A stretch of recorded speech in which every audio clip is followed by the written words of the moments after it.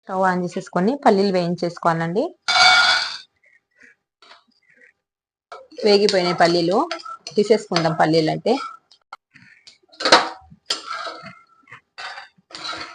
ఇప్పుడు అదే కడాయిలో ఉల్లిగడ్డలు వేసుకుందామండి. ఉల్లిగడ్డలు కొద్దిగంత ఆయిల్ వేసుకోవాలండి. ఆయిల్ వేసుకొని వేయించేసుకోవాలి. 2 లవంగాలు 2 మిరియాలు అండి ఇందులోకి వేసుకోవాలి. కొన్ని షాజీరా ఫ్రై చేసుకోవాలి. ఇది మొత్తము పల్లీలు వేసుకుందామండి. ఇందులోకి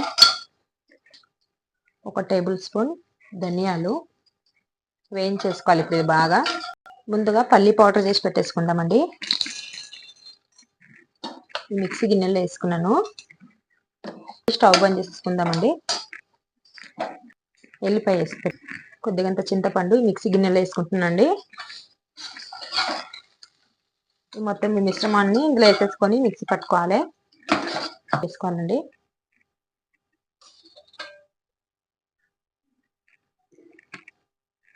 ఆయిల్ వేడైంది. జీలకర్ర ఆవాలు వేసుకోవాలండి. ఇలా కొన్ని జీలకర్ర వేసుకోవాలి. జీలకర్ర ఆవాలు చిటపటలాడుతున్నాయి. అదే మాకు వేసుకుంటున్నాను. ఇందులోకి పసుపు, ఇలా వంకాయ అనేది 4 భాగాలుగా కట్ చేసి పెట్టేసుకున్నానండి. ఇందులోకి వేసేసుకుంటున్నాను. మొత్తము నీళ్ళలో వేసి పెట్టేసుకోవాలండి. కట్ చేసుకున్నాక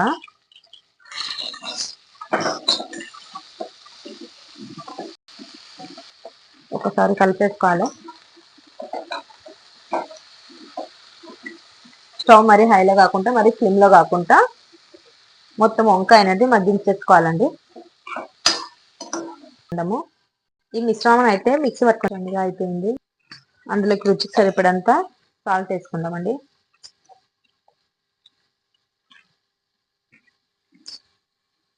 మనం తినేదాన్ని బట్టి కారం అయితే వేసుకోవాలి. ఇందులోకి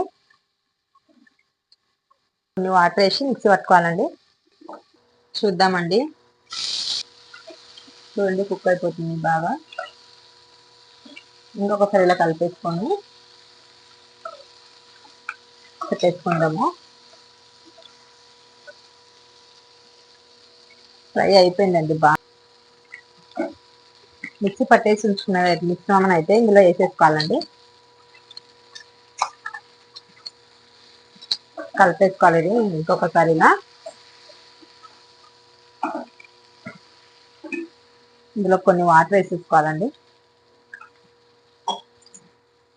బాగా ఇది కలిపేసుకొని అందులోకి వేసుకోవాలి ఈ వాటర్ అనేది. ఇంకొన్ని వాటర్ వేసేసుకొని మూత పెట్టేసుకుందామండి. వంకాయ అనేది బాగా ఉడుకుతుంటుందండి. ఇప్పుడు ఒక 5 నిమిషాల పాటు చూద్దామండి. ఒకసారి మూత తీసేది బాగా దగ్గరికి అయితే వచ్చింది.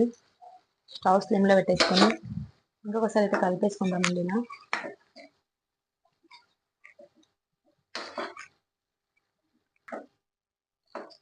ఇంకొక 5 నిమిషాల పాటు ఉంచేసుకుందాము.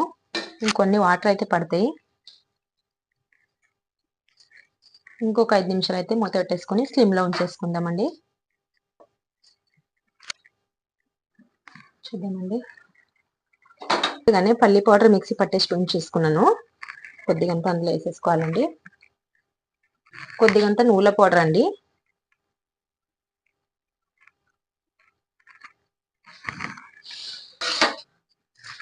కలిపేసుకుందాం. ఇప్పుడు పల్లీలు వేయించుతున్నప్పుడే నువ్వులు ఇటంగా వేయించేసుకోండి. నేను పౌడర్ ఉంది కాబట్టి నేను పౌడర్ వేసుకున్నాను. సన్నగా కట్ చేసి పెట్టేసుకున్న కొత్తిమీర వేసేసుకుందామండి. సరే, అయితే రెడీ అయింది. అంతేనండి. ఎంతో టేస్టీగా గుత్తి వంకాయ కర్రీ అయితే రెడీ అండి. స్టవ్ బంద్ చేసేసుకుందాము.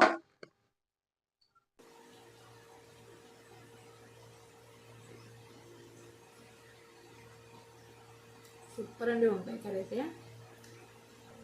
వంకాయ నచ్చని వాళ్ళు అయితే ఎవ్వరు ఉండరు.